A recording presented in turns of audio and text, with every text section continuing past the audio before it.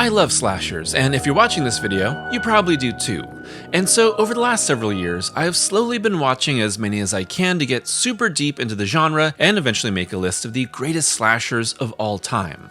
From the obscure to the foundational, the mainstream to the super weird, you'll find it all here. I think about slashers a lot. In fact, I've even thought about how you can plot every slasher ever made on a sort of XY axis, where the X-axis scales from completely bloody and gross to not bloody at all, and Y being a scale from disturbing to entertaining, but that's a conversation for another day.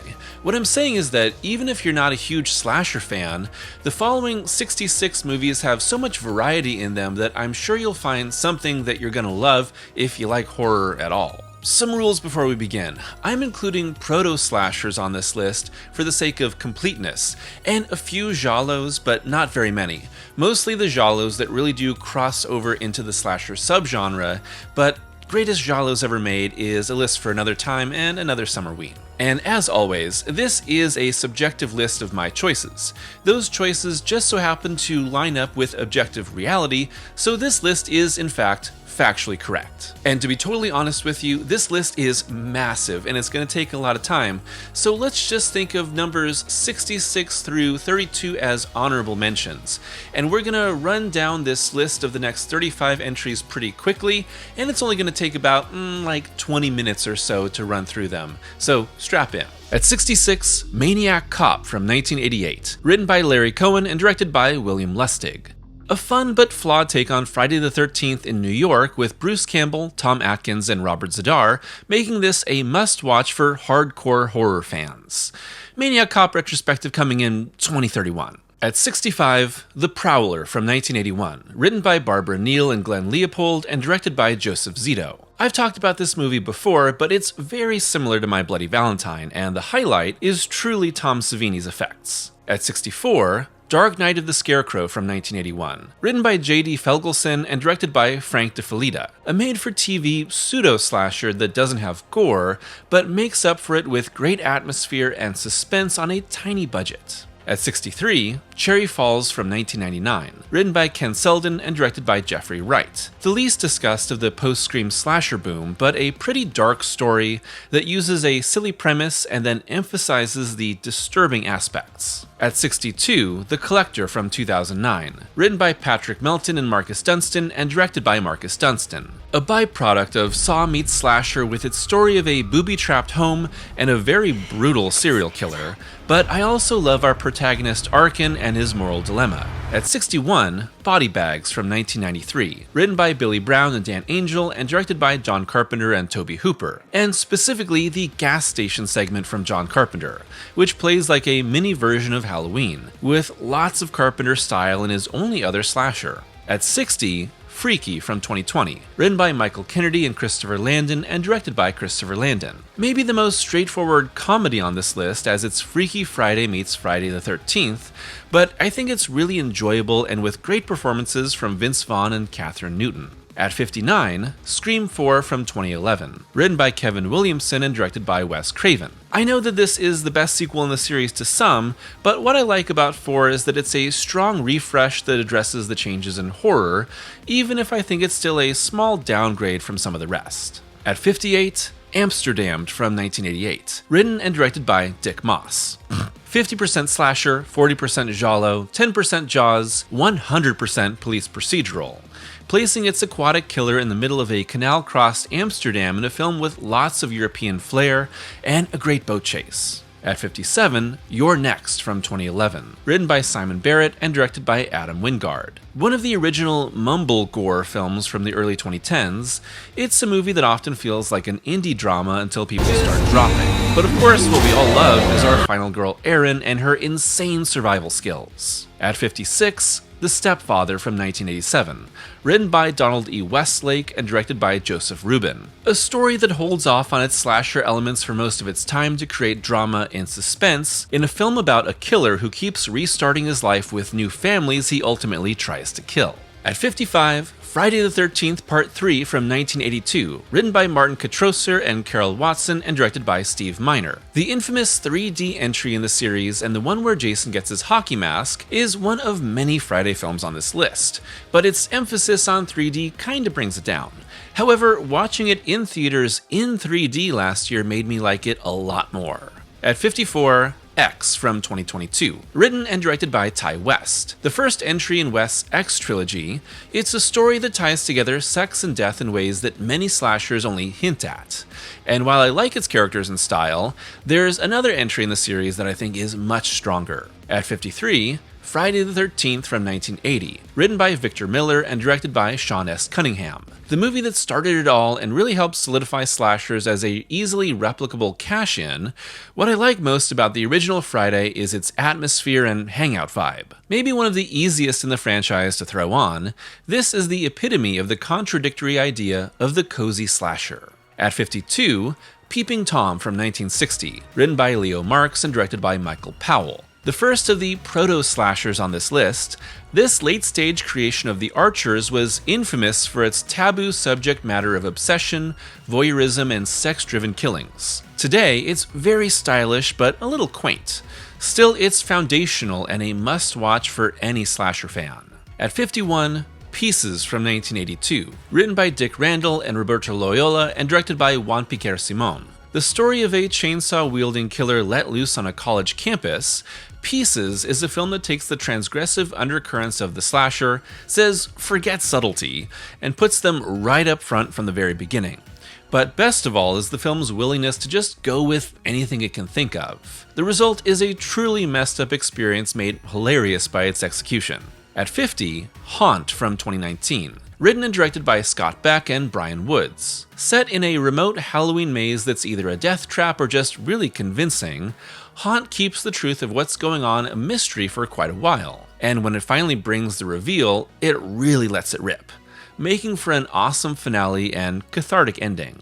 At 49, Black Xmas from 2006, written and directed by Glenn Morgan. Not the original, but the first remake. This will always be in the shadow of the first, but what Black Xmas lacks in pioneering ideas and unsettling scenes, it makes up for in being truly, truly, truly fucked up. If you like your slashers to make you want to take a shower afterward, this one's for you. At 48, The Town That Dreaded Sundown from 1976, written by Earl E. Smith and directed by Charles Pierce. Closely based on the real-life Texarkana Moonlight murders, Dreaded Sundown is a fascinating precursor to both true crime documentaries and slasher movies, blending them together for a quiet but unsettling experience that crosses over from the big screen and makes you fear the person next door. A great summer horror movie with documentary leanings. At 47, Intruder from 1989, written by Scott Spiegel and Lawrence Bender and directed by Scott Spiegel. The feature directing debut of Spiegel, most well known for his work with Sam Raimi and Bruce Campbell on the Evil Dead films, focuses on the final night of a grocery store before it's set to close forever.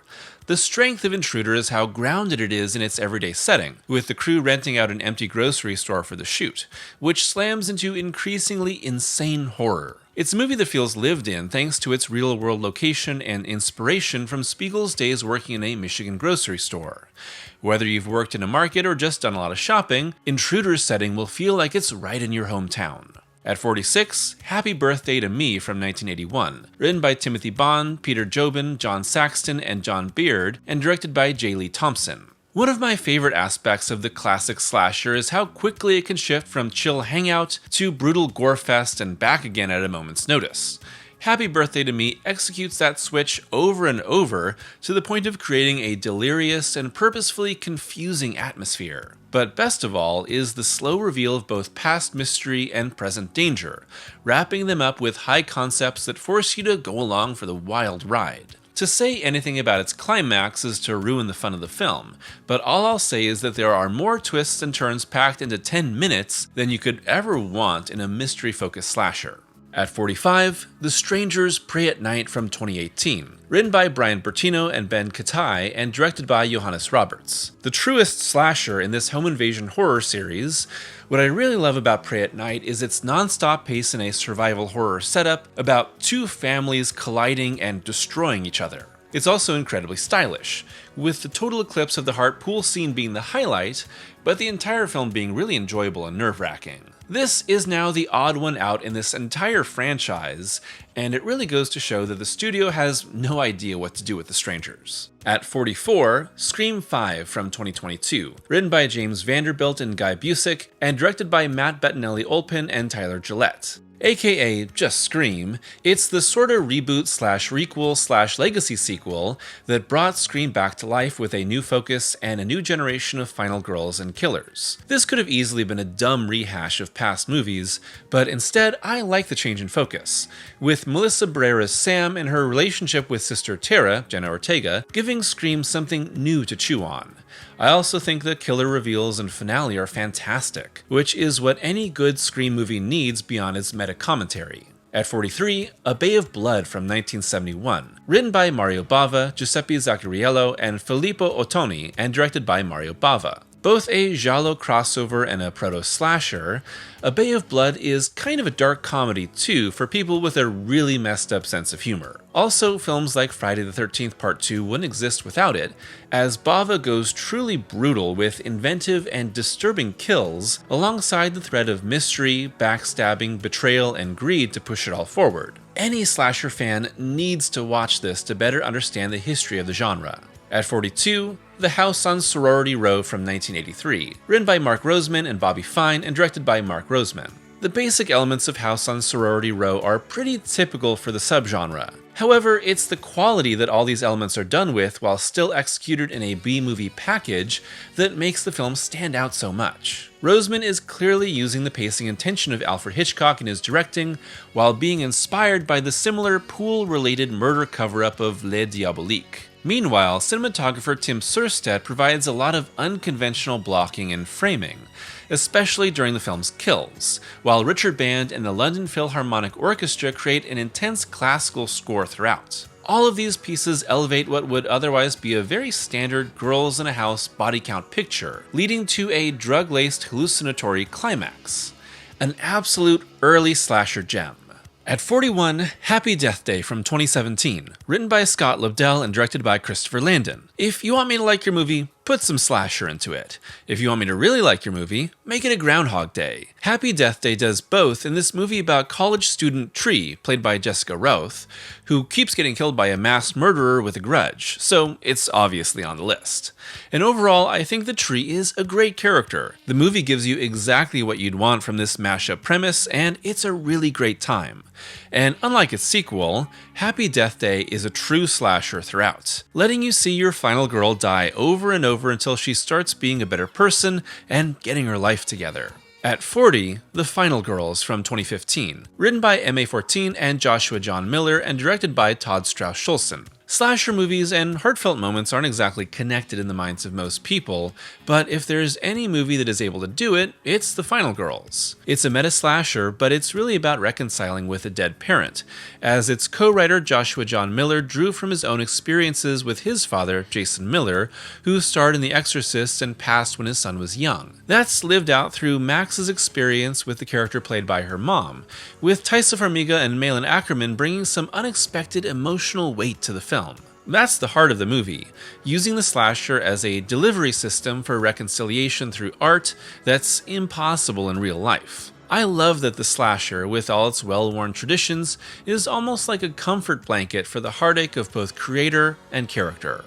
At 39, Halloween 4, The Return of Michael Myers from 1988, written by Alan B. McElroy and directed by Dwight H. Little. The movie that brought back Michael Myers and set the Halloween franchise on its permanent path is easily one of the best in the series, which, to me, has a lot of stinkers and is doomed to forever make the same mistakes.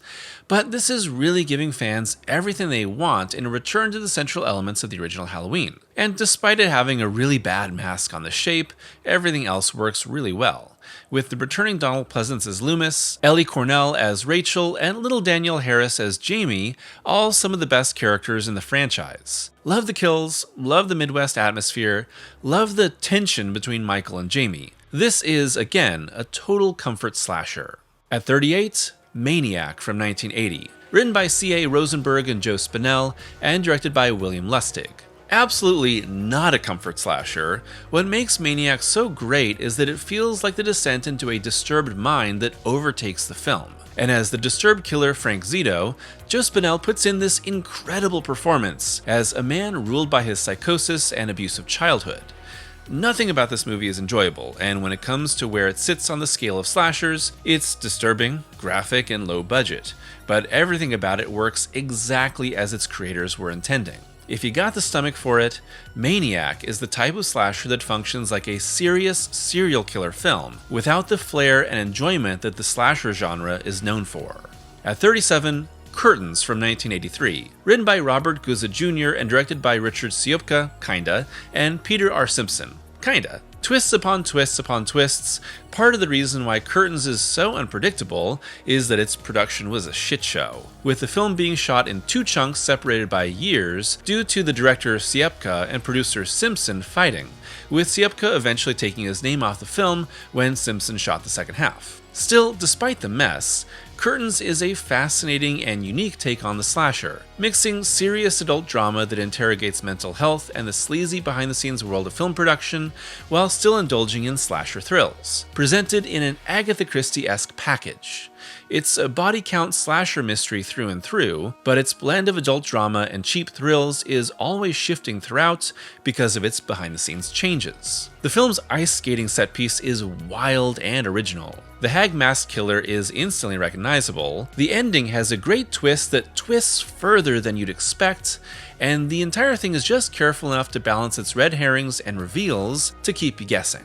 At 36, Pearl from 2022, written by Ty West and Mia Goth and directed by Ty West. The second film in the X trilogy and easily the best, this story of Pearl, the elderly woman in X, and how her mind snapped is a slasher, but it's also part period piece drama, part homage to The Wizard of Oz and classic Hollywood.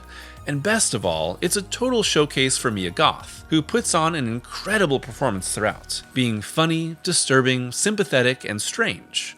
It's a slasher where the slasher killer is the hero, and it almost makes you root for her, if you're not feeling terrible for her or disgusted by her. It's a high-wire act of a movie that pushes the subgenre in a one-of-a-kind direction. At 35, 10 to Midnight from 1983, written by William Roberts and J. Lee Thompson, and directed by J. Lee Thompson. It's Charles Bronson, it's from Canon Films, and it's all about a psychosexual serial killer that pushes our lead detective to, as is the case with lots of Bronson movies, step outside the law and bring some justice. As a sort of half-slasher, half-detective movie, 10 to Midnight is just trashy enough to feel gritty and grounded, but it's actually pretty tame in its kills. Its focus on the characters and the detective work is what makes this work so well, with Bronson putting in a good performance here surrounded by a solid supporting cast, and a creepo killer that's a fully hateable incel from the start, as we know exactly who he is from the beginning, and it just makes us hate him more. At 34, Terrifier 3 from 2024, written and directed by Damien Leone. The newest entry on this list, Terrifier 3 is of course the latest installment in the indie super hit Terrifier series, with supernatural killer Art the Clown, played by the wonderful David Howard Thornton, now wreaking havoc during Christmas, and bringing him back into conflict with surviving final girl Sienna Shaw, the equally wonderful Lauren Levera. But can Sienna overcome the scars of her last battle to survive an even more brutal Art during the holidays? The Terrifier movies are this strange blend of cruelty, comedy, and effects that are so over the top, yet so obviously fake, that you're both repulsed and also entertained. This is the series at its most epic, but with Levera as Shaw, we're still really grounded in one of the best final girls, which is part of what really makes Terrifier 2 and 3 so great. At 33, Madhouse from 1981. Written by Ovidio G. Asanitis, Stephen Blakely, Peter Shepard, and Roberto Gandis, and directed by Ovidio G. Asanitis. A rare Italian, German, and American co-production, Madhouse skirts the line between giallo and slasher with a story that ties together, like a lot of slashers of the time, a dark past of family trauma with a mysterious body count. You got evil twins, hidden family secrets, fractured psyches, and a slasher whose primary weapon is a vicious dog. It's got a splash of giallo for its mystery and endgame reveals, but it's a slasher through and through. Best of all, Madhouse is a lot more focused on the sad and dark toll of loss, death, and family trauma than you might expect. Combine that with some great kills and cool twists, and this is a great hidden gem. At 32, The New York Ripper from 1982. Written by Gianfranco Chiarisi, Vincenzo Mannino, Lucio Fulci, and Dardano Siccardi, and directed by Lucio Fulci. Probably Fulci's most brutal and controversial movie, this story of a killer targeting women in the Big Apple and the detective on their trail is all about the taboo, the transgressive, and the seedy underbelly of New York. If there's any movie that makes a case for Fulci hating women, it's this one. But sexism and misogyny is also what the film is dealing with throughout its story. It's rare for me to wince and want to close my eyes during a slasher, but The New York Ripper definitely got me to do that several times. Oh, and the killer talks like Donald Duck on the phone, and there's kind of a reason for that. Lucio Fulci, you're definitely burning in hell for this one. Thank you for sacrificing your soul for our entertainment. And so that brings us to the main event, the top 31 slashers of all time. Before we begin, 2 honorable mentions that aren't actually movies, and that would be the Psych episode Tuesday the 17th and the Widow's Bay episode Your Baggage, which I really love Widow's Bay. Check those out if you haven't before. Now, hit my music.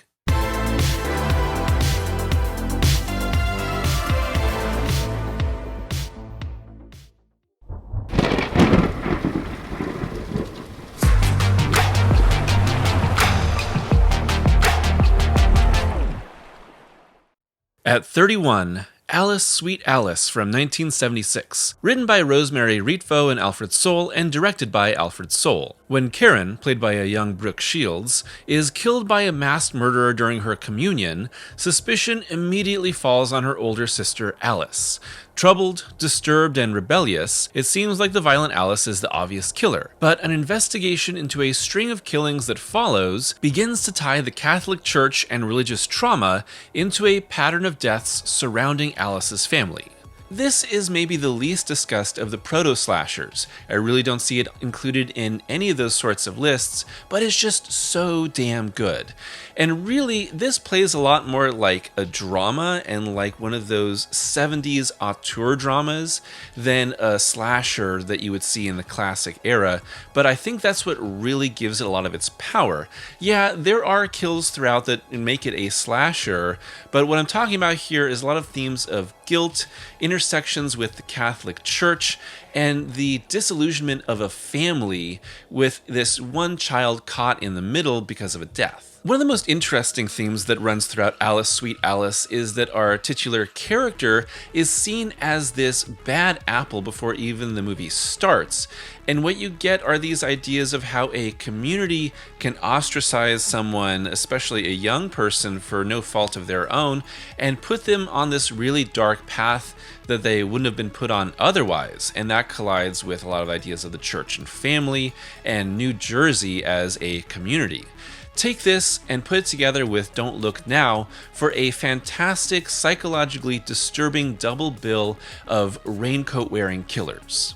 At 30, Sleepaway Camp from 1983, written and directed by Robert Hiltzik. The premise is so simple you can probably already describe it just by the movie's title alone. Angela Baker, played by Felissa Rose, is a young girl spending the summer at Camp Arawak with her cousin Ricky.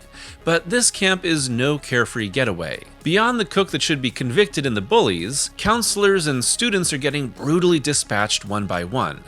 Is a tragic and confusing death in the past involving Angela somehow connected?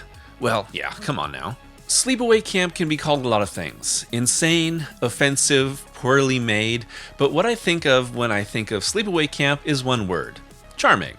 And of course, maybe that's just for people who you can say are dang-ass freaks, but that is me, and it's probably you if you are this far into this list of slashers. Sleepaway Camp has this sort of charming quality to it. It's cozy and silly, warm, and you can tell that it was made by a group of people that were really enjoying making this movie, and maybe that doesn't excuse a lot of the insane and offensive ideas that are threaded throughout it, but this is one of the best summer camp slashers. Maybe you've already seen Sleepaway Camp if you're watching this video, and if you haven't, absolutely check it out if you're looking for something in that summer camp slasher vein. And of course there is the twist ending, but even if you have had the twist ending spoiled for me, which happened for me years before I ever watched the movie, still check it out, and that ending is insane and it will still get under your skin. At 29, Candyman from 1992, written and directed by Bernard Rose. Loosely adapted from a Clive Barker short story, Candyman follows grad student Helen Lyle, whose thesis research on urban legends leads her to the story of Candyman, a vengeful spirit who will supposedly appear and kill you if you say his name 5 times in a mirror.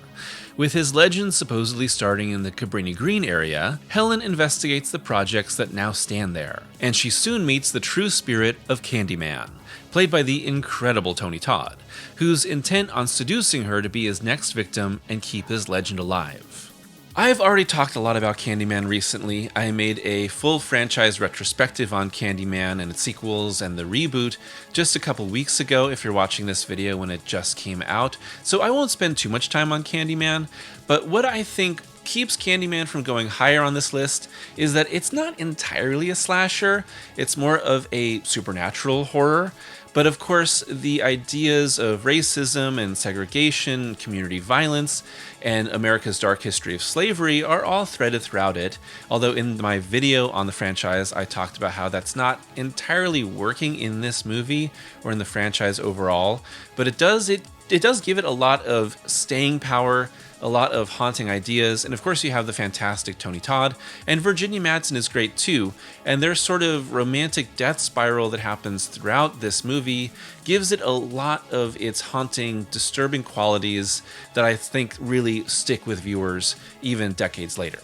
At 28, The Burning from 1981, written by Bob Weinstein and Peter Lawrence and directed by Tony Maylam. One of the best summer camp slashers, The Burning is specifically pulling from the New York urban legend of Cropsey, with a camp caretaker horribly disfigured in a prank gone wrong. Years later, he is released from the hospital and unleashes his rage on Stoneweather Summer Camp, with both counselors and students picked off one by one until they're forced to fight back to stay alive. It's the story of a boogeyman pulling from local legends of madmen and scary stories. These are campfire tales, so what setting could possibly be better than camp? We're back to summer camp slashers, and I think The Burning is one of the best. Better than Sleepaway Camp because I just think it's executing its ideas a little bit better. I really love the idea of this boogeyman tale being formed throughout the course of the movie, and the collision between what I would say is a fairly believable summer camp colliding with this killer on the loose makes it really awesome. It's got the summer camp vibes, it's got all the kills that you could want. It's appropriately bloody with Tom Savini providing a lot of the effects and the raft attack being in particular the highlight of the movie for me. And it's very, very effective. There is some sleaze and skis going on here. Maybe you can attribute that to the Weinsteins being involved, who of course are horrible people. But I really think that this is super effective in making it as enjoyable for its summer camp vibes as it is for making a lot of bloody chaos. Put them together, and I think that The Burning is a classic of this sub-genre. At 27, Terrifier 2 from 2022, written and directed by Damien Leone. The film that, to me, truly made Terrifier a great slasher franchise, Terrifier 2 brings Art the Clown back as a now supernaturally empowered killer on Halloween, only to come into the orbit of Sienna Shaw, a teenager still mourning the death of her father and looking to move on from her loss. But when Art begins targeting her friends and family, Sienna battles the clown, only to find that she has supernatural powers herself that even the playing field between the two. Maybe I'm out of the norm here, but I would say that I am a fan of the Terrifier franchise, but I really don't like the original Terrifier. I think it's pretty bad, and it just doesn't click at all. But Terrifier 2, with the inclusion of Lauren Levera as Sienna Shaw, and just a slightly different approach to what it's all trying to do here, works incredibly well. I think that this is the best in the franchise. It is an all-time great slasher movie, and it has this great counterbalance between Art the Clown, who is of course always fantastic because of David Howard Thornton, wreaking havoc and having this childish glee to these horribly graphic murders counterbalanced against Sienna's story, and sort of as she's wound closer and closer to Art through her dreams, through what she's being compelled to do on Halloween as this sort of protecting angel, and it all comes together in this fantastic climax as the two clash. And I really, really enjoy the movie. I think that it is the best that this franchise has been so far, although I am looking forward to Terrifier 4 whenever that comes out. At 26, Scream 2 from 1997, written by Kevin Williamson and directed by Wes Craven. It's not an easy challenge to not only follow up on one of the greatest slasher movies of all time, but to double down on all its ideas in a story that sort of twists everything you know and takes it to the next level, with the meta-commentary of Scream 2 making everyone aware of the heightened stakes they're now part of. But this is fantastic in a lot of ways, and best of all, Scream 2 gives you everything you want from another entry in this franchise, while just making it different enough to not feel like a retread, which is what happens in a lot of slasher sequels. First off, Scream 2 has this amazing opening, and it perfectly sets the stage for higher stakes and a bigger scale, and of course the introduction of the stab movies that add this extra layer onto everything that's happening with its meta-commentary. And I think that begins to set Scream 2 apart from the original Scream, which is really important in making a sequel like this. I love the college setting, I love where Sydney has gone in the time since the end of the first Scream, and the reuniting of all the surviving characters is very satisfying, while adding new layers and new MacGuffins, new potential killers. I don't think that Scream 2 is as perfect as the original Scream, which we'll get to way later, but it is a fantastic escalation, and it's exactly where this franchise needed to go to keep going. At 25, Triangle from 2009, written and directed by Christopher Smith. This might be the most tangentially related to the slasher subgenre entry on this list. Triangle is just as much a psychological thriller and a supernatural drama as it is a story with a killer on the loose, but that's what makes it so great. All I'll say about it is that after a storm hits their yacht, a group of lost-at-sea friends board an abandoned cruise ship, with our star, Jess, played by Melissa George, convinced that something is very wrong. And the more she's pulled into the mystery of the ship, the worse things get for everyone on board. Triangle unfolds in a lot of slow reveals, not just about who the killer is, but about the nature of where they are and even what type of story this is, so I don't want to say too much more about Triangle, but I think that it is very worth your time and focus and investment, because it does play out pretty slowly before it really ramps up into what you're expecting it to be. It's not a slasher through and through, but it does have those elements, so I'm definitely including it here because it is worthwhile for slasher fans. You know, slashers have this root in giallo and a nature of mystery involved with what they are doing, at least the classic slasher. That's evolved in a lot of different ways, and a lot of franchises as they go on lose the mystery in favor of just the kills and the thrills, but Triangle is getting back to that mystery element of the slasher, and it's doing it in a really unique way. At 24, Halloween 2 from 2009, written and directed by Rob Zombie. Maybe the most divisive film on the list. I really love Zombie's Halloween 2, but it's not a pleasant experience at all. Instead, it's a really dark and torturous experience focused on the PTSD of Laurie Strode after the events of the Halloween remake. Is she going crazy? Is she going to heal? Does she have a truly psychic connection with Michael, or do they just share a psychosis? Zombies Halloween 2 gets rid of the fun thrills of the slasher in favor of a movie all about people suffering from their trauma and pulling you down into the muck with them, and I love it for that. Halloween 2, in my opinion, is easily one of the best movies in the entire franchise. I know that's a controversial opinion. People usually either love Zombies Halloween 2 or they hate it, and for me, I love it because it's dealing with the reality of this situation. It's a hard break away from what you'd typically expect from a Halloween movie, and it is bringing this level of trauma and grief and attempted recovery and its effects on everyone involved that I think makes it really special. It's uncomfortable, it's unpleasant. I think that the director's cut is much better than the theatrical cut, so check that out if you haven't. And I appreciate everything that's going to do throughout its runtime, except I think that even the weakest parts of Halloween 2 are everything including Michael.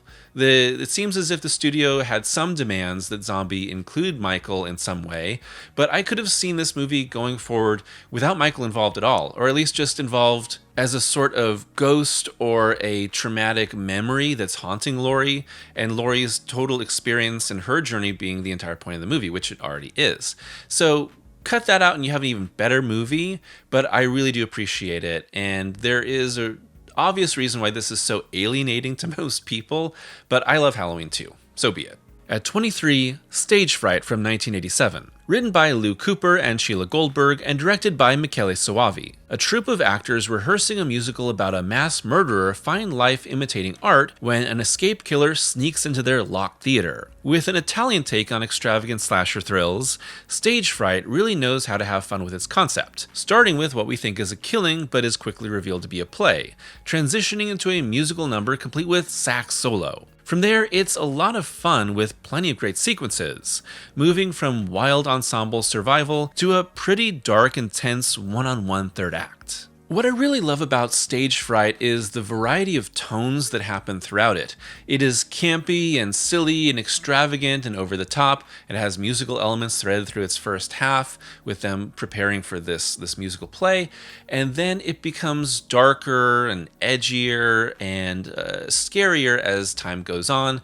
The cast gets whittled down, and it becomes this really dark and quiet battle for survival by the end that continues to evolve, and I love that it evolves so much throughout its runtime.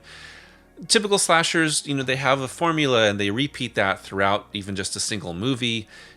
Set up a new character, bring in the killer, kill happens, rinse and repeat until we're down to the final girl. That's not Stage Fright at all. It is continually evolving throughout the runtime, and it keeps me really, really involved. I think Soavi was awesome. This is great. I love the church and the sect. And I think he's one of those underrated late-stage giallo directors who here really got a focus in on slashers. At 22, Friday the 13th Part 7, The New Blood from 1988. Written by Manuel Fideo and Daryl Haney and directed by John Carl Buechler. Set vaguely sometime after Jason is sent to the bottom of Crystal Lake, the hockey-masked killer is accidentally let loose by the telekinetic Tina, who's trying to resurrect her father. Long story, don't ask. But with Tina an outcast trying to fit in among the popular kids, no one believes her when she tries to warn them of the oncoming Jason. Cue a battle between our undead slasher and a girl who is essentially a more mentally stable Carrie in a film seriously neutered by the MPAA.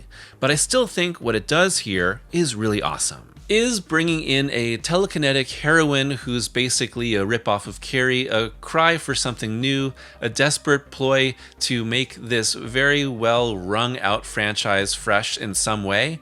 Absolutely, but I love The New Blood. It's also extremely chopped down by censors, who by this point had gone mad with their focus on Friday the 13th in particular, while other movies released the same year got a huge pass compared. So that really does limit what you see, but I think that this still works really well. It is everything you want from a Friday movie. Great final girl. I think that Lar Park Lincoln, rest in peace, is awesome here. I enjoy the dynamics that she has with everyone else involved, and I love this Jason. This might be my favorite Jason. It's undead Jason, but we finally got Kane Hodder in the role here, and he brings a great physicality and rage. His body posture, the way that he attacks is just very specific to him. He works fantastic as Jason. He's the best Jason, and I love that, rotting underwater look to him that works super well here in this more heightened and supernatural approach to Friday. I really enjoy it. If you maybe are averse to, late stage Friday movies, check this one out. It's a big fan favorite. I know it's got its own kind of contingent within the Friday franchise, and I really enjoy it. At 21, Tenebrae from 1982, written and directed by Dario Argento. Tenebrae can absolutely be classified as a giallo, but this psychological thriller is most definitely a slasher too, with Argento indulging in the subgenre he accidentally helped to co-create. Like most giallos, it's a mystery with a lead character in a new city, with American author Peter Neal on a book tour in Rome, only for a killer to take inspiration from his book and start a killing spree. Cue Neal, the police, and several people entangled in his life trying to figure out the killer's identity, with a whole bunch of insanely bloody deaths that rival any slasher. One of the last great Argento movies. He'd go on directing for another 40 years. In my opinion, Tenebrae is Argento's only true slasher movie, or at least his only true good one. Opera gets a little close, but I would say that's still very much operating in giallo mode, but Tenebrae to me is that crossover into slashers, especially with the way that it approaches its kill setups. It's very much a slasher mode, and what I really enjoy about Tenebrae is that this feels like Argento finally interrogating himself, putting these ideas of an author here, or a director, that's been heavily criticized for his violence in the art that he creates, the way that he targets women, and that bringing it back around in the actual story, interrogating the author at the center, and his influence on these killings that are happening, with the killer taking inspiration from the book that he's made. There are lots of twists in Tenebrae that I don't want to reveal, so don't look up the spoilers, don't look up any clips from it besides, something I've shown here. Just go with it, jump into it, expect great kills, effects that vary wildly from really great to kind of poor for whatever reason, but a lot of great style, ideas of dark doubles, and that classic giallo approach with a twist hidden in plain sight, but plenty of slasher elements that you're gonna love. At 20, Halloween from 2018, written by Jeff Fradley, Danny McBride, and David Gordon Green, and directed by David Gordon Green. The film that refreshed the Halloween franchise for a new era and brought back Jamie Lee Curtis as Laurie Strode. To me, this is the series at its most mainstream blockbuster. And here, in a film that ignores every other movie except the original, we pick up 40 years after the night he came home, with Laurie now a traumatized survivor who must save her family when Michael Myers is unleashed once again on Halloween night. It's a big collision of trauma, death, familial wounds, and an iconic killer reclaiming the throne that I think is the best Halloween sequel. Now, in past videos, I've talked about how I really don't care for Halloween kills or Halloween ends, but there's still a big soft spot in my heart for Halloween 2018. Multiple rewatches have showed a lot of the flaws of the movie to me, especially all the weird, quippy and sort of fast character talking about sandwiches kind of stuff that I don't think is going to age very well. But at the same time, I think that this is a great return to form for Halloween. And by eliminating not just all the sequels, but just kind of trying to revive this franchise overall, I think that David Gordon Green had a huge task in front of him, and I think he did it really well. Where it goes after this, don't worry about it. I never really think about sequels retroactively impacting the enjoyment of an original movie for me. And so just taken on its own, I think that Halloween 2018 is incredibly enjoyable. It's crowd pleasing. It's got everything that you could want from a Halloween movie. And I love its approach to Michael Myers as this, somewhere in between human and supernatural killer. Laurie's whole arc of being this survivalist that's trying to come back together with her daughter and granddaughter, and especially the way that it all leads up to the finale. Also, the score by John Carpenter is just incredible. And together, I think they make for one of the most purely pleasing Halloween movies out there. At 19, Scream 6 from 2023, written by James Vanderbilt and Guy Busick, and directed by Matt Bettinelli-Olpin and Tyler Gillette. My choice for the best Scream sequel, and what I really love about it is how big and bold and non-stop it all is. By this point, it's almost as if the series is saying that it's gone far enough with the meta commentary and references, and needs to blow it out and focus more on the darkness and intensity of what its characters go through. Of course, it's still fun, But this story of Sam, Tara, Mindy, and Chad in New York on the run really breaks hard away from what's come before, and it's all the better for it. I think how much you enjoy this movie is going to depend on how closely you want Scream to stick to its roots. Do you want Sydney and Woodsboro and horror references, or do you want family trauma and a brutal ghost face? For me, I kind of prefer the latter, and those are some of my favorite elements of the Scream movies in general. But for me, I really just enjoy Scream 6 for being a hard break away from everything that came before. I really like Sam and Tara. I really enjoy the New York setting. I like the way that the friend group comes together again and the ways in which they are targeted. This is a Ghostface that is breaking all the rules because they don't care about the supposed rules. And I think it really keeps Scream 6 fresh. Melissa Barrera and Jenna Ortega are really great in their roles, and I like Sam for being this really brutal final girl that's always on the edge of embracing her darkness. This is a non-stop movie. It rushes from set piece to set piece in a way that feels appropriately frantic, and I enjoy the ways in which everyone collides at the end with Ghostface, or whoever they may be. Points off though for killing Samara Weaving. At 18, The Slumber Party Massacre from 1982, written by Rita Mae Brown and directed by Amy Holden Jones. High schooler Trish Devereaux throws a slumber party while her parents are away, only for the party to be targeted by escaped serial killer Russ Thorne, who uses a massive drill for his kills. It's very subtextual. Soon, the girls are having to fight off a siege by the madman and must band together when the adults and boys are offed. But Jones and Brown make the sexual subtext of his attacks very clear. The giant drill helps, but the way our girls find strength together makes this a standout. One of the biggest critiques about slashers is always around its perceived sexism. Sex and violence and nudity, especially anything involving women, is going to be appropriately very critiqued when it comes to slashers. What are they trying to do and what are they trying to say?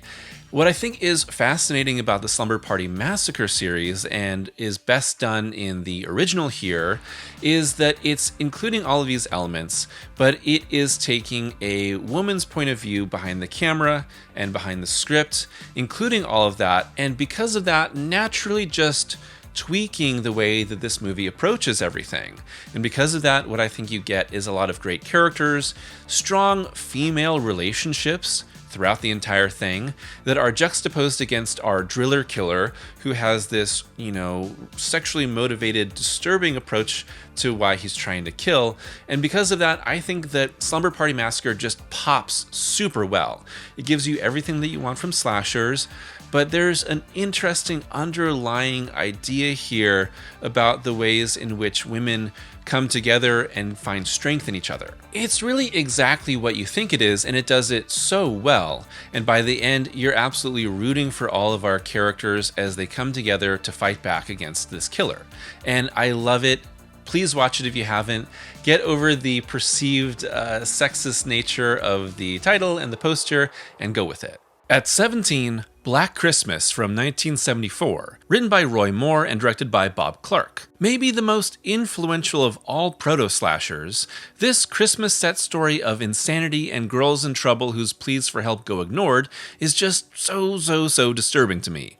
And Clark, also known for directing the polar opposite A Christmas Story, just makes us sit in this insanely uncomfortable, constantly tense setting of a sorority house stalked by a killer that we never understand and never fully see. Because of that, Black Christmas has our imaginations and fears work overtime for something unforgettable. And that ending, jeez. There's something deeply fucked up about this film, and I think that's why it stayed in the conversation for more than half a century, which is wild to think about. When you look at it now, especially because it's a proto-slasher, again, like some others on this list, it's a 70s film through and through. It is just trying to create a really disturbing horror setup. The idea that our killer is never fully seen. The most we ever see of him is an eye through the crack of a door. You just see his attack or him in shadows and quick glances, aftermath of what he's done, of course, him calling on the phone. And it's all really disturbing, and it's meant to be. The original Black Christmas is an unpleasant experience.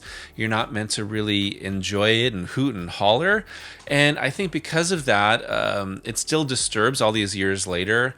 And to me, the blend of Christmas time with something so messed up, and then, this idea of these college girls sort of just on the cusp of the next stage of their lives being met with this killer that's targeted them really for no reason, or at least none you can ever really understand, makes it really disturbing at any age, really, whether you see the college girls as an equivalent to yourself or seeing them from an older perspective, and whatever that might be. I think Black Christmas works really, really well to get under your skin and stay there for the entire runtime.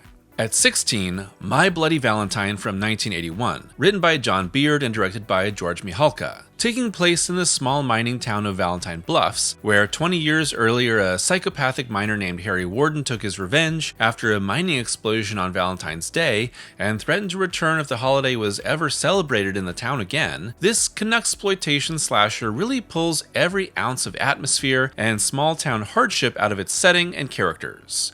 Now, when the town decides to finally hold another Valentine's dance, a killer returns to strike fear into anyone that forgets the legend of Harry Warden, with our lead trio of Sarah, Axel, and TJ in a love triangle doomed to be caught in our killer miner's rampage. Going back to that category of comfort slasher watches, My Bloody Valentine is absolutely one of them.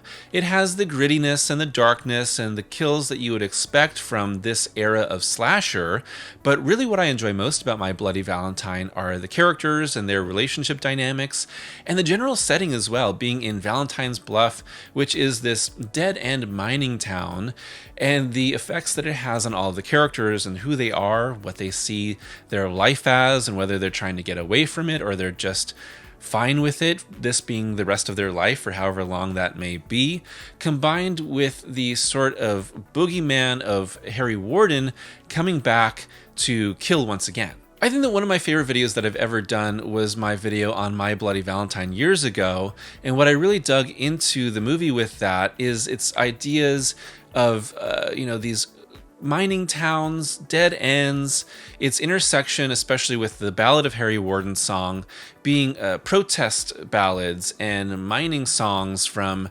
America's past, its roots in Appalachia, despite this being in Canada, and the ways in which it speaks to the working class struggle that I think is throughout this whole movie, as its roots are in Harry being the survivor of this cave-in because of the negligence of managers and the town trying to cover up everything that happened. I love My Bloody Valentine. It's one of my favorites. Yes, the kills were cut out by the MPAA years ago, but they have been put back in new restored versions that you can easily find.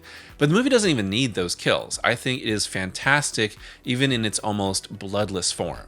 At 15, A Nightmare on Elm Street 3, Dream Warriors from 1987, written by Wes Craven, Bruce Wagner, Frank Darabont, and Chuck Russell, and directed by Chuck Russell. After seemingly being defeated and then becoming the living embodiment of gay panic, Freddy Krueger returns once again to haunt the dreams of teenagers institutionalized at a psychiatric hospital. But Freddy has his work cut out for him as a returning Nancy Thompson helps Kristen Parker and her friends realize their dream powers to fight back. It's the original Nightmare cranked up with a dash of hair metal, the power of friendship, and a Freddy who's equally funny and scary thrown in for what I think is the most purely entertaining film in the entire franchise. This is the bigger, more expansive, almost rock opera approach to Nightmare on Elm Street, and it scratches a slightly different itch than the original, or even from 2, that I think really solidified the formula for the rest of the franchise. And you can see 4, 5, and 6 really trying to replicate what 3 was going after, but not nearly as well. To me, the Dream Warriors is something that is so enjoyable because you get a fantastic cast of characters, great powers, interesting setups. Freddy is still scary and disturbing, but is also throwing out a lot more one-liners. And I love Robert Englund here as Freddy. He's fantastic. I love that we get Heather Langenkamp back. And because of that, it is the true capstone to the original Nightmare, where 2 is this massive detour. And of course, John Saxon is back here. Not nearly enough John Saxon. More John Saxon in everything, including in Tenebrae. And I really appreciate it for the vibrant cast of characters and the insane deaths that really take everything up a notch. And that hair metal aesthetic means that Dream Warriors is a great time, even if it's still somewhat disturbing. At 14, Psycho from 1960, written by Joseph Stefano and directed by Alfred Hitchcock. Maybe the most famous proto-slasher ever made, Psycho is equally famous for its shower scene, twist reveals, and incredible style. But even if you knew everything about this story of Marion Crane, who goes on the run after stealing a lot of money, and the strange Norman Bates, who runs the motel she stops at, you'll still be amazed by the flair and wit that infuses the entire thing. Does the second half drag a little? Is the final 5 minutes of explanation a slog? Sure, but the finale still works wonders. Is it blasphemy to put Hitchcock's Psycho this far down the list? Maybe, but it's still a great film on its own. One of the last proto-slashers here. It is giving you everything that you want technically as a slasher, but it's not quite fulfilling that. Of course, we all know about the twists, multiple twists, twists halfway through, twists at the end, and that's Hitchcock really trying to throw us off of what we think is going on. All these years later, Psycho plays kind of dated, but I think it's still really well done. It's fantastically shot, despite Hitchcock shooting this on black and white and with a limited budget, because the taboo nature of the movie meant that he needed to go kind of cheap, but it looks amazing. It plays amazing.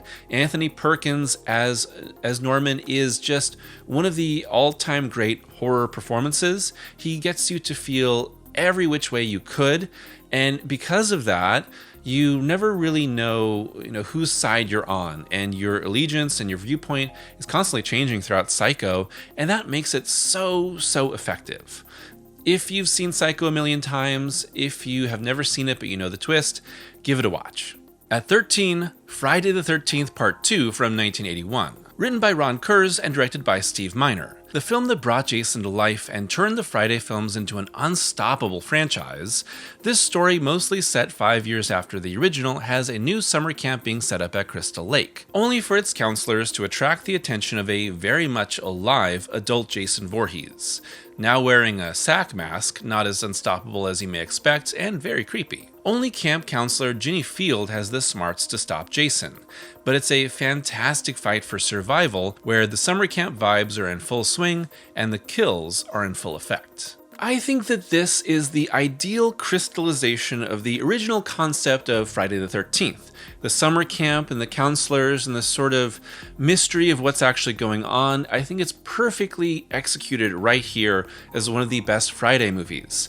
Other ones will maybe be better, but they go off in a slightly different direction of what they're trying to do than this one right here. I also think that director Steve Miner and writer Ron Kurz are executing everything at its top level. The kills are great, the suspense is great, I love the atmosphere, and I really love Ginny. She's one of the best Friday final girls, and I like the way that she outwits Jason to stay alive. And because of that, this is an interesting sort of more vulnerable Jason still. He's more of a backwoods killer than he is some sort of insane monster. And what I really love about that is that you can sort of get away from him, you can fight him still, and you're not immediately screwed as soon as he's there, but the traps that he springs are what make him really dangerous, and being able to get the jump on everyone involved. Some of the best style, some of the best atmosphere, and some of the best kills in all of Friday. At 12, Just Before Dawn, written by Jeff Lieberman, Mark Arowitz, and Jonas Middleton, and directed by Jeff Lieberman. It's time for me to once again try to get more people to watch Just Before Dawn. Just Before Dawn has a very simple been there done that premise. A group of friends journey out into the wilderness only to be targeted by a backwoods killer, but its strength is in its execution, as its low budget is offset by its authentic wilderness location shooting, adding a realism of atmosphere that makes you feel the desperation and isolation of being in the middle of nowhere without it becoming exaggerated beyond belief. The rickety rope bridge or a fall into a river is dangerous enough, with the film slasher using these vulnerabilities to keep victims at a disadvantage. I've included Just Before Dawn on a lot of lists before, but I really love talking about it because I still think it's this underseen gem. It really got screwed in the rights regarding Blu-ray that's basically out of print and who knows when it's coming back, and I think it just gets underappreciated. This is a deep woods slasher, and what I love about it is the atmosphere. It's really shot in the wilderness, it feels like you're deep into the woods and completely alone, and that gives the killer this sort of edge and the uncomfortable nature that you need of feeling completely isolated from the rest of the world and at your most vulnerable. And because of that, you see the ways in which our characters react, how they survive or fight back or give up, and that is the huge through line of the entire movie. That's all encapsulated by the character of Constance, who begins to freeze when she feels like she's in danger, and what she does in order to fight back, which becomes extremely surprising. I love that for the character and the ways that it's speaking to human nature, but it's just this incredibly enjoyable experience. It has fantastic atmosphere. It's one of the best examples of deep woods horror, and I love the vulnerable nature of everyone involved. At 11, Wes Craven's New Nightmare from 1994, written and directed by Wes Craven. The film that gave the franchise, Freddy and Heather Langenkamp one last hurrah after it all came quickly crashing down, New Nightmare is Craven's first meta-slasher before Scream. And here, in a story where all the Nightmare movies have just been movies, we focus on the so-called real world where Langenkamp is haunted by a demon taking the form of Freddy Krueger and bursting into the real world. I love the ways in which New Nightmare blends the realities of filmmaking and the horror of Freddy, but what I think makes it all work so incredibly well is the through line of Heather's struggles as a mom ready to do anything to save her son.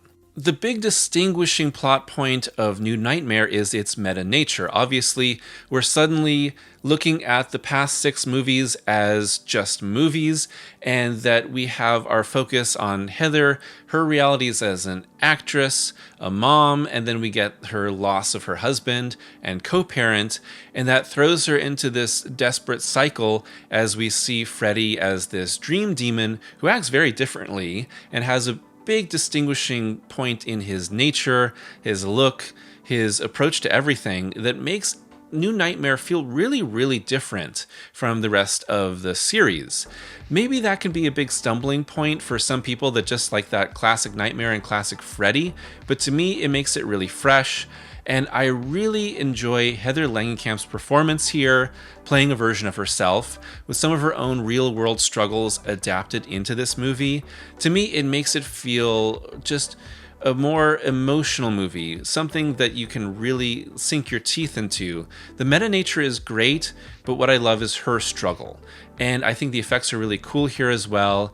I enjoy England's performance as Freddy here as this demon. And the story of how we give our visions and our dreams and our nightmares and the stories that we create life, and whether we have power over them or if they have power over us. At 10, Psycho 2 from 1983, written by Tom Holland and directed by Richard Franklin. Decades after being institutionalized at the end of the original Psycho, Norman Bates is released and returns home to his old house and the motel he used to run. Norman, of course, isn't welcome home with open arms, but things get worse when a young woman named Mary takes an interest in him and people start getting murdered. But is Norman crazy, or is there a darker plot targeting an innocent, reformed man?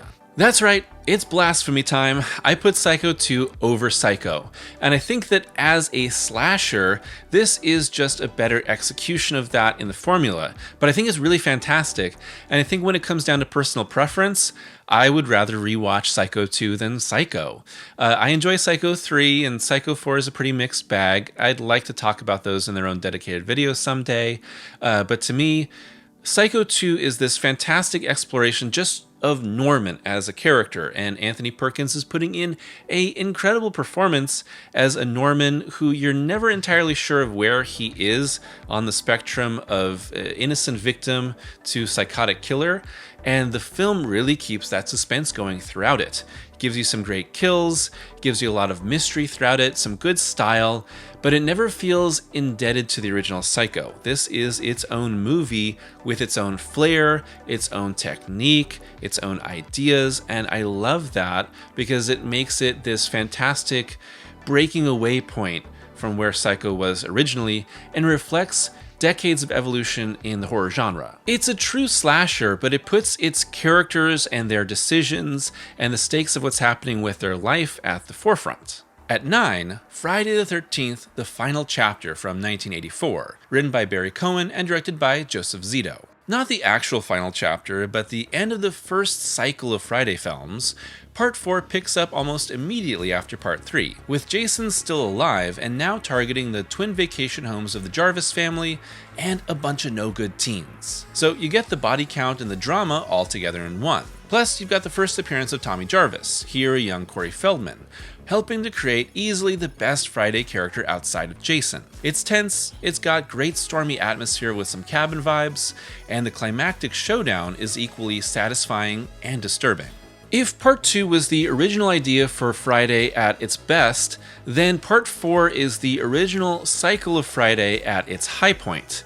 This is faster, it's meaner, it's more focused. I really enjoy the characters, especially our Jarvis family, with Tommy in particular, and his relationship with his sister is great, and I love the ways that goes through a lot of ups and downs because of Jason being injected into their life. And of course, you got some great kills. This is still before the MPAA went crazy with their cuts and censorship. And with its focus on these two houses with their entirely different characters going through entirely different things in their life, you get the madness of Jason sort of wreaking havoc in one before he moves on to the other, which builds up, our fear for what's going to happen to the Jarvis family. And that adds a lot of stakes, and it's really well done in that way of juxtaposing the two. The second act is a little too slow, but once it gets to that third, where everyone is colliding and you get Tommy coming in and what he's trying to do, the scars of what happens with Jason, the haunting nature of that, fantastic effects from a returning Tom Savini, who came to put Jason in the ground permanently. Together, man, I love it. I could rewatch the final chapter over and over. It's fantastic. At 8, Child's Play from 1988, written by Don Mancini, John Lafia, and Tom Holland, and directed by Tom Holland. The start of maybe the fourth most famous slasher franchise, Child's Play follows 6-year-old Andy Barclay, played by Alex Vincent, whose widowed mom Karen brings him home a good guy doll, only for it to be possessed by the soul of serial killer Charles Lee Ray, who escaped death by transferring his spirit while in a toy store shootout. But a series of deaths and Andy's strange claims cause Karen to investigate what might actually be going on with Chucky, teaming up with the detective that killed Ray and fighting to save the life of both herself and her son. This is part slasher, part detective mystery, part single-parent nightmare, and all comfort movie. This is, of course, the genesis of everything that has to do with Chucky, and while there were a lot of changes that were made from Mancini's original script to get where it was with this movie, everything about Chucky that people love becomes fully formed right here in the first. You got Brad Dourif. Man, I love Brad Dourif. Anytime I talk about Brad Dourif, I just want to say I love Dourif.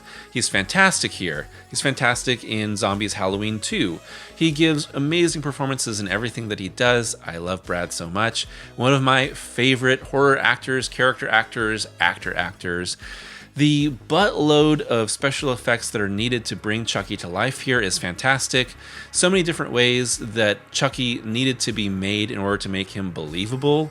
And you mix that with the idea of Karen and Andy in this really vulnerable place, with Chucky sort of being a stand-in for that family, friend, or family member or confidant that you let into your life, but actually they're a terrible person and are actually a danger, makes this scary. It's scary, not just because it's a doll running around, that can be silly, but this idea of a parent and their child at their most vulnerable, and then, believing everything suddenly that's happening with your child, it's really scary. It is very effective, but it's very satisfying too.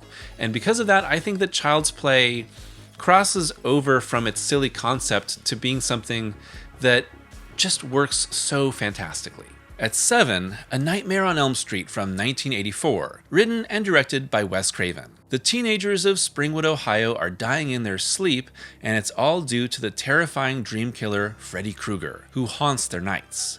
And if you die in a dream, you die in real life. But why is this all happening? What are the parents hiding? And can Nancy Thompson stay awake long enough to solve the mystery and stop Freddy? With Wes Craven saving his career and the slasher subgenre at the same time, the original Nightmare is a foundational slasher, and in this first entry, it's darker, more serious, and grittier than you'd expect. And that makes it so good even after decades of copycats. The original Nightmare is a game changer. It came out just after the slasher was starting to die down in its original boom, adding in these supernatural elements, kind of this new approach, making the slasher more of an icon just of himself. And it's also still really gritty and dark and moody, much more than everything that came afterward. And because of that, I think that people that associate Nightmare most with a joking Freddy and sort of the pop culture phenomenon that this franchise would become later on could be really surprised by how this movie actually operates, because it's meant to create this idea of its characters and, in essence, the audience being at their most vulnerable and attacking them in their dreams. And that in itself is scary. It's always going to be a scary idea no matter what, or no matter how many times you've seen it. The kills are fantastic, but they're also disturbing. Tina being up on the ceiling is this sort of disorienting, violating idea, and this movie is all about violating the seeming safety of everything. Safety of our minds, safety of our dreams, safety of our neighborhoods, safety that our parents have supposedly put in place for us in our homes. And because of that, it works really well, and Freddy is scary, and England is putting on a fantastic performance. And there's no denying that after all the sequels and the remake and many copycats, the original Nightmare is still one of the best slasher movies ever made. At 6, The Terminator from 1984, written by James Cameron and Gail Ann Hurd, and directed by James Cameron. That's right, I said it. The Terminator isn't just a slasher, it's one of the best slashers of all time. And that's because Cameron was specifically trying to create a slasher in the story of time travel, destiny, and the looming apocalypse. The director even specifically cited the original Halloween as his direct influence, and the only difference here is that it's a robot with a gun and not a man with a knife. None of the sequels count as slashers, and that's okay, but the slasher roots of the Terminator mixed with its prophecy of doom and desperation are what make it so amazing and my favorite in the Terminator franchise. So essentially everything from here on out is nearly a tie. I'm talking just slightly better than the last. It was really hard to rank the top 6 essentially. And the Terminator, I'm telling you, really is a slasher. When you look at its construction, you look at the ways in which it forms its characters, the chase nature of it, the body count nature of it, having this unstoppable killer at the center, it's 100% a slasher. And Arnold as the Terminator in villain mode is one of the all-time great horror villains and horror monsters. The Terminator as a character, as a concept, as a franchise is so strong right from the start that it has survived so many bad sequels. People keep trying to make it happen. And every time you think, well, maybe this time it's gonna be just right, and it almost never is. I love Terminator 2. I really enjoy Salvation also, but the original Terminator is my favorite in the franchise. I love its aesthetic, this neon-drenched, neo-noir city, using the outskirts of LA fantastically. I grew up in the area. Seeing it this way just really speaks to me. It's just wonderfully my aesthetic. I love the soundtrack. I love the horror of it. I love the action. This is probably the best action in any slasher movie ever made. The effects are wonderful. And again, just this concept of this sort of time war, time loop, the looming apocalypse, destiny versus changing the future, it's all in here. I love it. I think that Sarah Connor and Kyle Reese are amazing characters, and I love their love story, and you're really not going to get much better than the Terminator. At 5, The Texas Chainsaw Massacre from 1974, written by Kim Henkel and Tobe Hooper and directed by Tobe Hooper. It's the lovely story of a group of friends out on the road, exploring the local color of rural Texas. That local color just so happens to involve a family of homicidal cannibals, but such are the risks of tourism. And in Tobe Hooper's masterpiece, low-budget thrills combines with an escalating sense of madness and desperation to feel, look, and smell like a movie that's lost its mind, all while threading in ideas of American disillusionment, the Vietnam War, the death of the hippie movement, and what drives us insane for one of the most disturbing slashers of all time, even if you barely see a drop of blood. Blood. The highest ranking proto-slasher on the list, TCM is basically a slasher with its 1x1 body count, with its central, immediately iconic killer with Leatherface. It's just that it's still executed slightly differently than what you might expect from a straightforward slasher. You know, Hooper and Henkel had a lot of ideas of what they were trying to say with this movie, and Hooper insisted for years that he was trying to inject comedy, which I think doesn't work at all, except for maybe in the final moments with Grandpa at the end in the finale. But because of that, and because of the really off-center nature of it all, and the way this was done on a really shoestring budget, speaking to ideas going on at the time, being really, really disturbing in the way that it's shot and its atmosphere, the way that it was made, you can just feel it, you can smell it coming through the screen, and it makes it a truly disturbing experience. You see how Sally, who is a pretty terrible final girl, because she really doesn't do anything except run at one point, gets driven mad by everything because it works, because it feels like this movie was made by psychotics. It feels like this moment of insanity captured on screen, and because of that, it immediately disturbs, just really from the first moment. It's cinematic madness captured in its fullest extent, and it's always going to work. And I'd say think about Texas Chainsaw Massacre for its ideas also underneath all of those really disturbing moments on screen.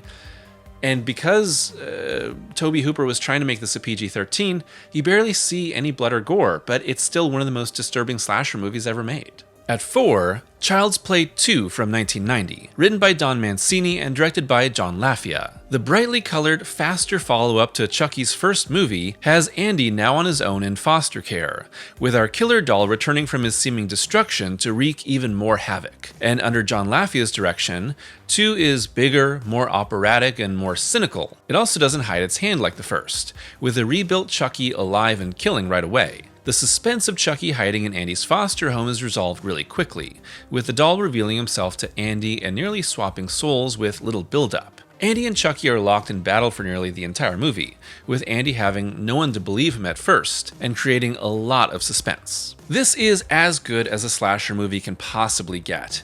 The finale in the Good Guys Factory, the way in which Andy is really on his own and trying to survive with Chucky after him from the very start. The way that the brother-sister relationship forms between Andy and Kyle, these are some of my favorite executions of these ideas in any slasher movie ever. It's bigger and bolder and brighter and weirder than the first Child's Play, and it is never really replicated in any way in the series afterwards because they're trying to do their own thing for the most part. I think that Alex Vincent is giving a great kid's performance in this movie, and of course Brad Dourif is awesome. The fate of Chucky, the way that they get rid of him, the showdowns with him are wonderful. This to me is the best that a Child's Play movie has ever been.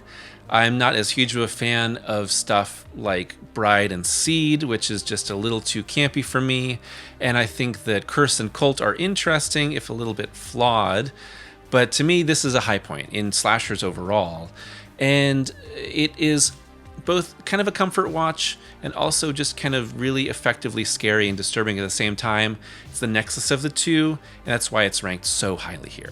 At 3, Scream from 1996, written by Kevin Williamson and directed by Wes Craven. Maybe the best meta-horror movie ever made, and the film that resurrected the slasher in the late 90s, as well as helping to redefine decades of movies afterward, Scream is probably one of the most famous horror movies ever made. Thankfully, in this story of Sidney Prescott being targeted by a ghost-faced killer who loves horror a little too much, it's also one of the best. And even aside from its winks, nudges, and nods to horror history, it's just so fantastic. Funny, smart, scary, unpredictable, and with a load of great characters and lines. You know, it's funny to me how I think that slashers, which have some of the most brutal ideas and moments ever, have some of the best vibes ever for movies. And I think that Wes Craven in particular and Kevin Williamson understood that when making Scream, because this is a fantastic hangout movie at times in between the kills.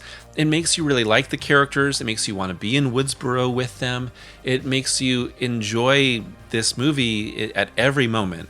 You get the meta nature of it, but I think that it's not as extreme as it would go in later ones, because the people that love horror movies are both heroes and villains, and at the same time someone like, Sydney, who likes horror movies but isn't as crazy, kind of sees the insanity of it at the same time, and in that tension comes a lot of amazing moments with her character bouncing off of other characters, bouncing off of, say, the villains as they're revealed.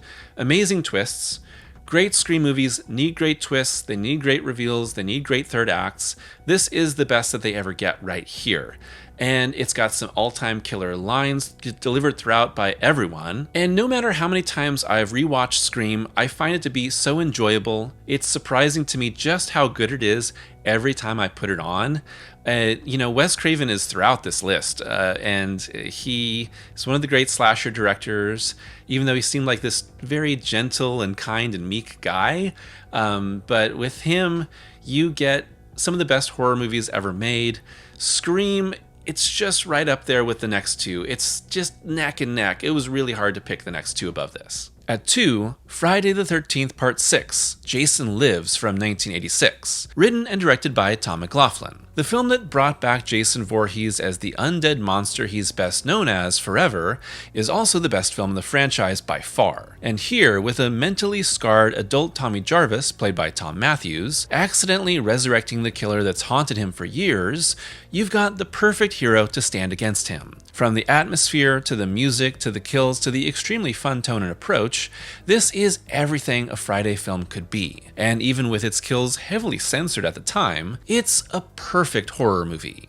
Jason Lives is one of my favorite horror movies ever. Full stop. Not just favorite slashers, not favorite Friday, but favorite horror movies ever. And it's the blend of slasher with this gothic, universal monster approach to it all, the heightened nature of it, a little bit of commentary and self-awareness, but the ability to kind of just really kick it into gear when necessary. That means that I enjoy every aspect of this movie. This was, again, like some of the later Friday movies, cut down in its kills by the MPAA. And I think that if those kills were left in, this would probably be, the greatest slasher movie ever to me, no competition. As it is, it's a slightly weakened form, but I think that it makes it this platonic ideal of later Friday the 13th movies. This is, of course, Jason becoming the undead zombie and being this unstoppable force. And I love his interplay with Tommy Jarvis here, played by Tom Matthews, as this haunted, but not entirely crazy, but somewhat disturbed hero that's trying to correct his mistake. The summer camp at Crystal Lake is actually in operation now, which adds additional stakes, and a great finale here with the kids in peril. I love that fiery finale on the lake. I could go on and on about what I love about Jason Lives, but what I love most of all is it is, again, kind of a comfort slasher. It is spooky, it is gothic, it has great kills, great characters, a cohesive view of its world and its killer and its characters and how they fit into it, and a wonderful escalation from the beginning, resurrection, all the way to the finale as it builds and builds and builds and gives you everything you could possibly want from Jason, from Friday the 13th, and from a slasher. And at number 1, Halloween from 1978, written by John Carpenter and Deborah Hill and directed by John Carpenter. Could it really be anything else? The story of Michael Myers, Laurie Strode, Haddonfield, and the night he came home not only solidified the slasher subgenre forever, it's still the best one. And while it's simple and its formula has been played with for decades, there's something about the original Halloween that is perfectly scary, entertaining, enjoyable, and thematically deep in ways very few slashers can ever replicate. With Jamie Lee Curtis, Donald Pleasance, and John Carpenter all in their perfect places at just the right time, Halloween has been rewatched, newly discovered, and constantly studied for decades. And even almost 50 years later, it's still a masterpiece. This is the ultimate slasher movie, and maybe it's not a surprise that this is number 1, but I have rewatched the original Halloween so many times, multiple times a year, not just around Halloween, but really anytime I feel like it. Comfort watch, of course, great atmosphere, wonderful direction from Carpenter, wonderful cinematography from Dean Cundey. You get the perfect Michael Myers from Nick Castle behind the mask. You got Jamie Lee Curtis as a very young Laurie Strode, and maybe her acting's not the best, and maybe some of the actors in general aren't the best outside of Donald Pleasance, who is, of course, crushing it here as Loomis. But this is, there's a reason why Halloween hit like a bomb. It was a huge hit, a sensation, and it launched hundreds of thousands of movies, really. Carpenter would go off to make better movies, in my opinion, but this is one of his greats. It is everything you could want from a slasher. The killer, the kills, the atmosphere, the ideas, the structure. It's all here in one movie. And it's also thematically deep if you are really looking at it that way, with this idea of, these girls sort of on the edge of adulthood in this long journey into night as Michael begins to stalk them, to come closer, and then to attack. His sort of representation of the boogeyman, of death personified, versus them as this moment of life on the cusp of adult life, on the rest of your life, and the way they collide on one night. Setting it on Halloween, of course, was a marketing tactic, but having it be on this night where, the spirits are alive, where the boundaries between our realm and the next and the supernatural are thin, and having Michael be the ultimate boogeyman come to life because of that, encapsulates it all. It's perfect. It's all right there for you to make it as straightforward or as psychologically rich as you want it to be, and you can rewatch it over and over, and God knows I have. And in the end, it's not number one just because it is the foundational slasher. It's number one because it doesn't get any better than this, and it doesn't encapsulate what the slasher can be any better than this. I love it. I'm sure you love it if you're all the way at the end of this list. And in the end, I will rewatch Halloween over and over again for many more years to come, and I'll never get sick of it. And with that, we come to the end of my slasher countdown. From the obscure to the famous, the silly to the terrifying, there's no end to how many amazing and completely different slashers are out there. And I hope that by the time you've reached the end of this list, you've found something new to love about a pillar of horror that I love dearly.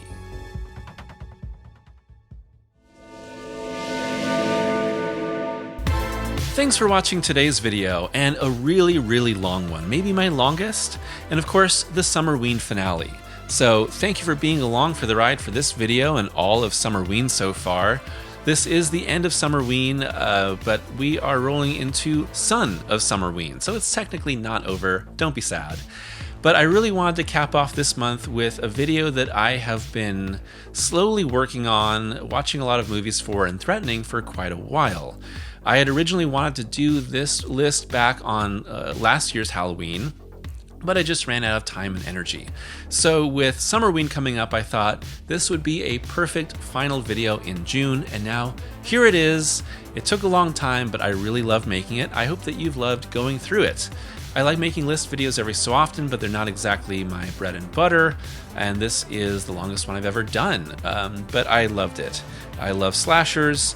I love just diving deeper and deeper into the genre. I could have made a list of 200 if I really wanted to, but there would be some really bad ones down at the bottom, so I thought that 66 would be a fun number, would cut out some bad ones, get to the ones that I think are worth everyone's time. If you like slashers, I think you'll like all of the ones on this list. If you like horror, you're at least going to enjoy the top 31. And if you're really not into horror or slashers, but are somehow watching this, you're going to like at least the top 10. I'd love to hear your picks for the greatest slashers ever made, which ones you think should be higher or lower, which ones you think should have been included, and other greatest horror lists that you'd like for me to do in the future. There are a lot of subgenres out there to cover in a list like this, although maybe not quite as long. There's probably about 13 really good werewolf movies out there, so look for that list soon. As always, a huge thank you to my patrons and members for their continued support, and if you'd like to be a patron or member, it's only $2 a month for early access to every video and exclusive reviews, with the exclusive review for Summerween being my review of Near Dark. So until next time, I hope that you're taking care of yourselves and having a great summer week.